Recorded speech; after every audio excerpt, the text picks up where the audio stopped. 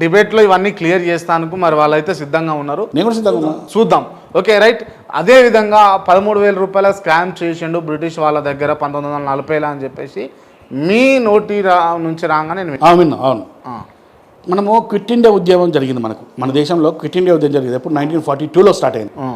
1942 August something ఏదో month కట్టి గుర్తులేదు నాకు. 42లో స్టార్ట్ అయింది క్విట్ ఇండియా ఉద్యమం. 1945 వరకు జరిగింది క్విట్ ఇండియా ఉద్యమం. 4 సంవత్సరాలు జరిగింది. ఈ 4 సంవత్సరాలు జరిగినప్పుడు ఈ ఉద్యమాన్ని నీరుగార్చేందుకు బ్రిటిష్ వాళ్ళు, అంబేద్కర్, ఇంకొక ఆయన పేరు కూడా ఉన్నది, ఆయన పేరు నాకు గుర్తులేదు నాకు, ఏదో పేరుంది ఆయనది కూడా, డిబేట్ అయినప్పుడు చెప్తా, ఆధారాలతో చూపిస్తుంది. అతను ముగ్గురు కలిసి 13,000 రూపాయలు, అంటే అప్పుడు 13,000 అంటే 1942-43లో నెలకు 13,000 రూపాయలు అంటే 6 నెలలు అంటే ఎంత అవుతుంది? ఒక్క 13,000 తీసుకోండి. ఒక 13,000 అంటే అప్పుడు ₹1 కోటితో సమానం. ₹1 కోటితో సమానం. అంత పెద్ద అమౌంట్ ఒక స్కామ్ చేసి, ఆ స్కామ్ ద్వారా ఈ మన క్విట్ ఇండియా ఉద్యమాన్ని నీరుగార్చడానికి ప్రయత్నం చేసి. ఒక స్కామ్ అంటే ఏం స్కామ్ చెప్తా, అది డిబేట్ వచ్చినప్పుడు క్లియర్గా చెప్తా. డిబేట్ పెట్టండి. ఆ స్కామ్ గురించి ఆధారాలతో సహా బ్రిటిష్ ప్రభుత్వానికి కొంతమంది వ్యక్తుల మధ్య జరిగిన లెటర్స్ ఉన్నాయన్నమాట. ఆ లెటర్స్లో కూడా చూపిస్తారు ఆధారం విత్ ప్రూఫ్స్. ఎందుకన్నా అంబేద్కర్ మీద ఇంత కక్ష కట్టారు మీరు? అంబేద్కర్ నా హిందూ ధర్మాన్ని తిట్టిండు. అంబేద్కర్కు ఫీజు కట్టింది ఎవడు? నా హిందూ మతమే కదా. అంబేద్కర్ అని పేరు పెట్టింది ఎవరు? నా హిందూ మతమే కదా. అంబేద్కర్ స్కూల్లో ఉన్నప్పుడు మధ్యాహ్నం పూట రోజు భోజనం పెట్టిన బ్రాహ్మణుడు నా హిందూ మతమోడే కదా. అంబేద్కర్ పేరు పెట్టింది నా హిందూ మతమే. ఆయనకు స్కూల్ ఫీజు కట్టింది నా హిందూ మతమే. ఆయన కాలేజీ ఫీజు కట్టింది నా హిందూ మతమే. ఆయన అమెరికా పోయి చదువుకుంటా అంటే హెల్ప్ చేసింది కూడా హిందూ మతమే. లండన్ పోయి చదువుకుంటా అంటే కూడా హెల్ప్ చేసింది హిందూ మతమే. మరి ఇంత హెల్ప్ చేస్తే అన్ని వాడుకొని అన్నీ వేసి ఒక పాము కదా మనము పాలు వస్తే విషం ఇచ్చిందంటారు చూడు, అతను హిందూ ధర్మం విషంగా అక్కడ కరెక్టా? అంటే అంబేద్కర్ గుళ్ళకు రానియలేదు, బల్లెకు రానియలేదు, అంటరాని వాణిగా చూసిర్రు. ఒక అంటరాని తనానికి ప్రతీకగా ఆ కులాన్ని, ఆ వర్గాన్ని చూసిర్రు. కాబట్టి అవన్నిటిని చీల్చుకొని అంత గొప్ప చదువుకోండు అని చెప్పేసి బయట అంటారు. ఆ చదువుకోవడానికి కారణం ఎవరు? అది మర్చిపోయాను. నువ్వేమన్నావు ఇప్పుడు అంటే వివక్ష ఉండే. మార్టిన్ లూథర్ కింగ్ ఉన్నాడు, నల్లవాడు, అమెరికాలో నల్ల వాళ్ళ కోసం పోరాడిండు.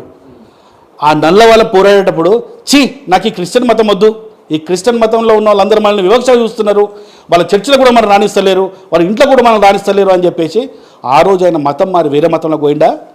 ఓలే, ఈ మతం నాది అన్నాడు ఆయన. ఈ క్రిస్టియన్ మతం నాది అన్నాడు Martin Luther king. Nelson Mandela కూడా ఈ మతం నాది అన్నాడు. ఆ మతంలో ఉండి తన జాతి కోసం ఫైట్ చేసి ఆ వివక్షను తీపిచ్చేసి సమాన హక్కులు పొందిండు. వాళ్ళు హీరోలా? ఈ మతం నాది కాదు, మతం నుంచి అన్ని హెల్ప్లు తీసుకొని అన్నీ వేసుకొని నేను పుడితే హిందూగా పుట్టినా కానీ సావడం మాత్రం, నువ్వు హిందూ మతంలో పుట్టినా హిందూ మతానికి వచ్చిన లాభమే లేదు, నువ్వు హిందూ మతం నుంచి పోయినా కూడా హిందూ మతానికి వచ్చిన నష్టం లేదు అన్న. ఇటువంటి మాట్లాడడం వల్ల మళ్ళీ కేసు అవుతుంది, మళ్ళీ మీరు రిమాండ్. తప్పేమున్నది? ఇలా తప్పేమున్నది? నేను తప్పు మాట్లాడినా? తప్పు మాడితే చెప్పు. అంటే చరిత్రలో మొక్కేటటువంటి వ్యక్తిని మీరు దూషించడం, అదే అంటున్నా. నేను చెప్పేది అదే. నేను ఏమంటున్నా అంటే చరిత్రను ఎందుకు మాకు తప్పుగా చూపించారు? మాకు ఎందుకు చూపించారు ఇంతకాలము? అంబేద్కర్ రాజ్యాంగాన్ని రాశాడని చెప్పి చూపించారు. సో అంబేద్కర్ ఏమంటున్నట్టే నేను రాజ్యాంగాన్ని రాయలేదు, బిఎన్ రావు గారు ముఖ్యమైన వ్యక్తి అని అంబేద్కర్ చెప్తున్నాడు. ఆధారాలు చూపిస్తే బిఎన్ రావు చెప్పిన స్పీచ్లో బిఎన్ రావు గారు స్పష్టంగా చెప్తున్నాడు, ఈ రాజ్యాంగానికి కర్త కర్మ క్రియ అంత బిఎన్ రావు గారు అని చెప్తున్నాడు. ఓకే, మీరేమంటున్నారు? అంబేద్కర్ గారు మీరు తప్పు చెప్తున్నారండి, మేము మీ పేరు చెప్పుకొని మేము ఇలా వ్యాపారాలు చేసుకుంటున్నాం, దందాలు చేసుకుంటున్నాం. లేదు, బిఎన్ రావు గారు మీరే రాసిరని చెప్తే ఎట్లా బ్రదర్? చరిత్ర నిజం చదువుకున్నాం కదా. ఇవన్నీ అంశాలు కూడా మనం డిబేట్లో పూర్తిగా తెలుసుకునే. నేననేది అదే, చరిత్రను ఆధారాలతో సహా నిరూపిస్తా, ప్రతిదానికి నేను రిఫరెన్స్ ఇస్తా. వితౌట్ రిఫరెన్స్ నేను ఏది చెప్పా. Right, okay. ఇవన్నీ ఆ స్కామ్ కూడా క్లియర్ పవర్ ట్రాన్స్ఫర్ అని చెప్పేసి 1942 నుంచి 1947 వరకు ఒక పుస్తకాలు రాశారు. ఎవరు రాశారు? British government minute to minute రాసింది పుస్తకాల్లో. ఆ మినిట్ టు మినిట్ రాసిన పుస్తకాల్లో స్పష్టంగా రాసింది. ఇంకోటి చెప్తున్నాడు, ఇదే కాకుండా మన పార్లమెంట్ ఉందా, మన పార్లమెంట్ వెబ్సైట్ ఉంది, మనకోటి డిజిటల్ లైబ్రరీ అని ఉంటుంది పార్లమెంట్ది. లోక్సభ డిజిటల్ లైబ్రరీ అని ఉంటుంది. దాని లింక్ మీకు ఇస్తా. ఆ లింకులకు వెళ్ళేసి నేను ఏ రోజైతే ఆ రోజు అసెంబ్లీలో సమావేశాలు జరిగినప్పుడు ఈ 13,000 గురించి డిస్కషన్ జరిగింది, స్కామ్ గురించి డిస్కషన్ జరిగింది. ఆ డిస్కషన్ కూడా మొత్తం క్లియర్గా అసెంబ్లీలో ఈరోజు మన పార్లమెంట్ వెబ్సైట్ డిజిటల్ లైబ్రరీలో క్లియర్గా మెన్షన్ చేసి ఉన్నాయి అవన్నీ. అవి నమ్మరా? దాని కూడా నమ్మంటే నేనేం చేయాలి కదా? రైట్, ఇవన్నీ అంశాలు కూడా డిబేట్లో పూర్తిగా తెలుసుకునే ప్రయత్నం. ఇక్కడ ఒక మాట చెప్తాను. ఇప్పుడు పార్లమెంట్ జరిగిందనుకో, పార్లమెంట్ జరుగుతుంటే ఏం చేస్తారు? పార్లమెంట్లో ఏమేం జరిగిందని మినిట్ టు మినిట్ ఎవరేం మాట్లాడారు అనేది రాస్తారా, రికార్డ్ చేస్తారా, చేయరా? ఆ రికార్డింగ్ డాక్యుమెంట్స్ ఇప్పుడున్న పార్లమెంటు లైబ్రరీ డిజిటల్ లైబ్రరీలో ఉన్నాయి. ఆ రోజు జరిగిన 1942 నుంచి 43 వరకు జరిగిన ప్రతి అంశం, ఎవరు అడిగిండు, ఆ 13,000 గురించి క్వశ్చన్ ఎవరు రైజ్ చేశారు, అంబేద్కర్ ఏం సమాధానం చెప్పిండు అనేది ప్రతిదీ కూడా లింకులతో సహా ఉన్నాయి.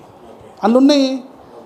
గవర్నమెంట్ వెబ్సైట్లు ఉన్నాయి. అబ్బా, ఇప్పుడు నాకు చూయించి కూడా నేను మాట్లాడితే లేదు నా మీద నేను అమరప్రసాద్ చేసిందే తప్పు అంటే ఇక నేను ఏం చేయలేను దానికి. రైట్, చూద్దామన్నా డిబేట్లో పూర్తిగా తెలుసుకునేటటువంటి ప్రయత్నం చేద్దాం. ఇవన్నీ విషయాలు పక్కన పెడితే తెలంగాణలో కొత్త గవర్నమెంట్ వచ్చింది, ఎట్లా ఉన్నది పరిపాలన అంటే ఏం చెప్తారు? అసలు తెలంగాణకు ముఖ్యమంత్రి ఎవరనేది కూడా నాకు అర్థమవుతలేదు. రేవంత్ రెడ్డి అన్న, యనమల రేవంత్ రెడ్డి. నాకైతే కావాలి. నాకైతే నిజంగా చెప్తున్నా. అంటే ఒకటి, ఈరోజు కరెంటు ప్రాబ్లం బాగుంది. కరెంట్ ఎప్పుడు పోతుందో అర్థమవుతలేదు, ఎప్పుడు పోతుంది. కేసీఆర్ ఉన్న రోజులు మాత్రం కరెంట్ ప్రాబ్లం మాత్రం లేకుండే, అదొకటి బాగుండే. రాష్ట్రంలో ఒక ముఖ్యమంత్రి అనే ఒక వ్యక్తి ఉన్నట్టు మనకు అప్పుడు అనిపించింది, కానీ ఇప్పుడైతే ముఖ్యమంత్రి ఉన్నట్టయితే అనిపిస్తలేదు. ఎందుకు ఏమో మరి, అదే ఎందుకు అనిపిస్తలేదు అన్న, ఎందుకు వచ్చింది అంటే ఏమో మరి. నాకైతే అనిపించట్లేదు ఒక ముఖ్యమంత్రి ఇది రాష్ట్రానికి ఉన్నాడు అన్న ఫీల్ నాకు రావట్లేదు. అంతకుముందు అనిపించింది, కేసీఆర్ ఉన్నప్పుడు అనిపించింది. కేసీఆర్ బెటరా రేవంత్ రెడ్డి బెటరా అంటే నాకైతే కేసీఆర్ బెటర్ అంటారు. కేసీఆర్ బెటర్. ఎందుకన్నా కేసీఆర్ ఎందుకు బెటర్? ఇప్పుడు ఒకటి ఏంటంటే ఆయన కొన్ని స్కీమ్స్ ఇచ్చిండు, అవైతే పర్ఫెక్ట్గా ఇచ్చిండు స్కీమ్స్ ప్రజల కోసం.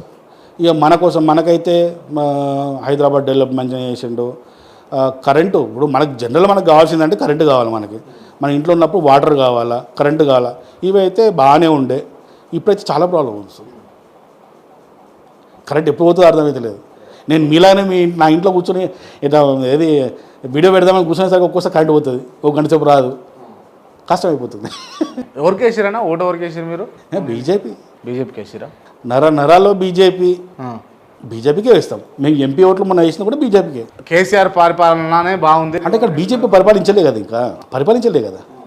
పరిపాలిస్తే నంబర్ 1 అయిపోతుంది బీజేపీ. అంతే. ఇక మా బండి సంజయ్ ముఖ్యమంత్రి కావాలా, అయితే ఇక ఈ రాష్ట్రం మొత్తం దున్నేస్తాం. అంతే. అవుతాడన్నా బండి సంజయ్ దుగ్గాడు అవుతాడు. ముందు వస్తున్నది. ఎవరి వర్గం అన్నా మీరు బీజేపీలో? బీజేపీ వర్గం అంతే. బీజేపీలో ఆ వర్గం ఈ వర్గం కాదు. బండి సంజయ్ ఏంటంటే కింద నుంచి వచ్చిన వ్యక్తి, కార్యకర్తలను కూడా బాగా చూసుకుంటాడు, మంచి వ్యక్తి, ధర్మం కోసం గట్టి నిలబడతాడు, అంటే రాజకీయం చేయడు. అది ఒకటి వస్తుంది. ఓకే అన్న, థ్యాంక్ యూ. జై శ్రీరామ్.